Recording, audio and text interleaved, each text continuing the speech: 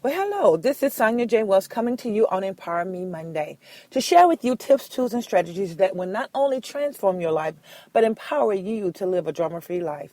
And that is a life of freedom, order, and purpose. And as usual, I am so excited. I had an amazing, fabulous, very prosperous, and productive weekend, and I hope you did the same. You know, I'm excited about this time, this current place that we're in, my right now. What about you? Are you excited about your current now, where you are? You know, I recently taught on enjoying your now, living in your now. What is it about us that we're always anticipating the next now? What is it about us that we're always looking forward to the future for something greater or something better? Why aren't we ever excited about where we are, our current now? You know, and I think the reason is because of what we've heard, what we've seen, what's been downloaded into our hearts and our minds, and we see the greater good that is to come, the greater purpose, the greater future that is to come, and it gives us a hope. And hope is an expectation of something greater. Hope is a confident assurance of something to come. And so we never seem to enjoy the current place that we're in because of what we've seen. We've seen that dream home. We've seen that dream car. We've seen ourselves on stage. We've seen ourselves running that multi-million-dollar business. We've just seen some things that we are like right now in anticipation and we're waiting on. The problem is we're not enjoying where we are. We're not enjoying the process of where we are, the current life events, the current place that you're in that is really preparing you for the next place that you're going to be in life. So what is it about us that keeps us from just enjoying where we are? And as I said, I think it's because we have such a great hope and anticipation of what is to come. But I want you to go back and I want you to begin to think about when you first received that download of vision, when you first conceived in your heart that you had greatness on the inside of you, when you perceived that you were called to do something greater than what you're currently doing, whether that was preaching, whether that was, getting your college degree, whether that was being a great mother, a great wife, whatever that thing was that you saw it in another now. But you're in this current now. And you got to think about this. Why did you have to wait? What is the waiting all about? You know, when you first conceive that dream or idea, the clock starts ticking. And at that moment, you start waiting and anticipating the next now. But I want you to consider some things. Where were you when you first conceived that idea, that dream? Where were you at? What was going on in your life? What were you doing? What were some of your greatest challenges in that now? What were you going through in that moment? How old were you? You know, I can remember when I first conceived that I had a great call on my life. And a calling is not necessarily a preacher, but a calling is a vocation, your giftings, your talents, what you are to make, what contributions you are to make to the world. What is your area of service to the world? I remember when I first conceived that, and it's been over 21 years ago. I had no idea that I would arrive at this current now, because in that now I was a very insecure, just had no idea, fearful, with low self-esteem young woman. And when I felt that call, I knew that I was called to something greater, but I had no idea how I would arrive at my current now. And you have to understand the process that you have to go through to get to where you are right now. Some of you have gone through so many things to get to where you are now. And I hope you have enjoyed the journey, because I can tell you I certainly have. I have enjoyed waiting. And the waiting is really a process. The waiting is an act of remaining inactive and stationary. It's a period of time spent hoping and anticipating of the revealing of what is to come in your life. It's really the act of staying focused. You see, 21 years ago, when I felt the call to a vocation, I did not see where I would be today.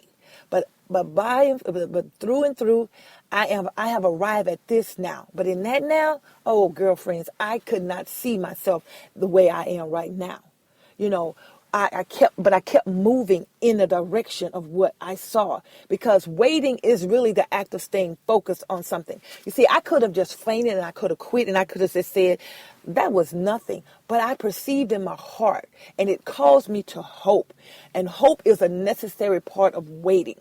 You wait because you have a hope. You see, your dreams and your visions are a constant reminder of what is to come. And the key word is what is to come. You see, I believe hope is a gift that we are given to keep us driven and motivated and pushing towards that calling that we see and that we feel and we know in our hearts. That is a definite, that is assurance in our hearts. What we hear and conceive in our hearts is what persuades you to hope.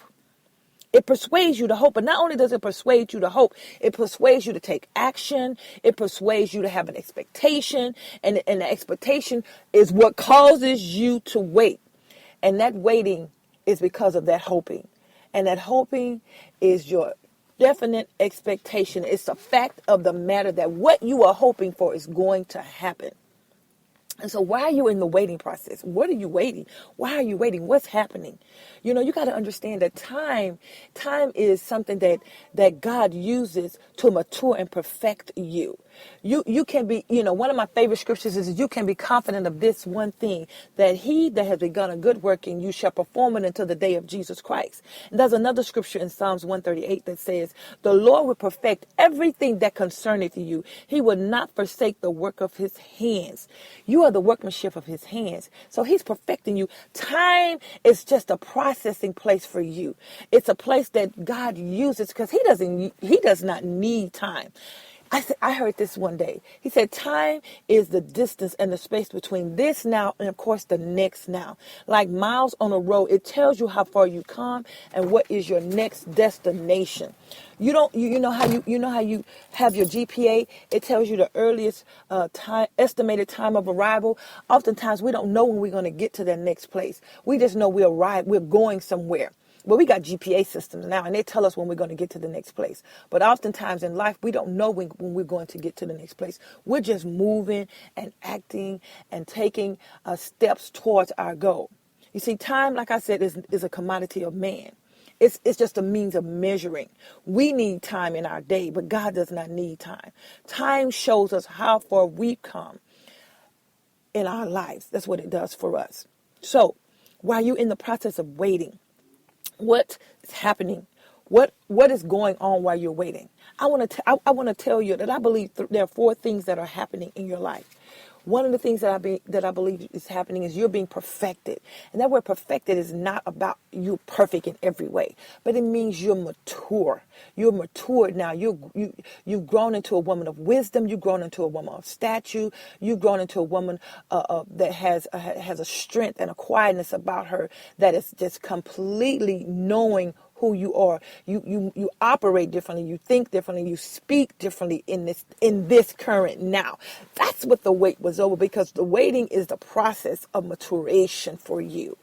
Then the other thing that I believe is happening is you were established during that time from that now to this now. That was an establishing for you. You were being made firm in every way. All of your experiences caused you to have a strength in you and a focus that you would not have had before. It just established you. Then you were being strengthened. You were being everything about you was being brought together in a way that you were going to be so strong that nothing would be able to shake you or move you. You were being bound together in such a way that you had no danger of falling apart again or quitting or unraveling on your promise, on the call on your life. Like a structure that is made strong so that the wind cannot shake you or move you off of your foundation. You know that you know that you know who you are now. You get me? Are you with me? And that's what happens in the process of waiting. And then the last thing is you were being settled. Okay, you were settling in your mind once and for all who you are, what your calling is, and you know that you know. When you go through a process of waiting to get to your current now, it causes you to now rest up on a certain foundation and an assurance that who you are is who you are. You no longer questioning who you are. You are settled in your words. You're settled in your mind. You're complete in every way about who you are. You are strengthened. You know how to contend with the oppositions that are coming against you. You're just a strong woman now. You know who you are. So don't be so frustrated with the process of waiting, and enjoy your current now, because this now is preparing you for your next now. Okay? So enjoy where you are, my sister, because I promise you the journey is truly, truly about your destiny. And when you arrive at that next place, that next part of your life, you're going to look back and understand why you went through what you went through, and understanding that everything truly did work for your good. Okay? This is Sonia J. Wells, your drummer-free lifestyle coach, coming to you once again on EmpowerMe Monday. And listen, do me a favor, share this teaching with another lady who may be frustrated about her current now. Okay? I'll see you on next Monday. You have a drama-free week.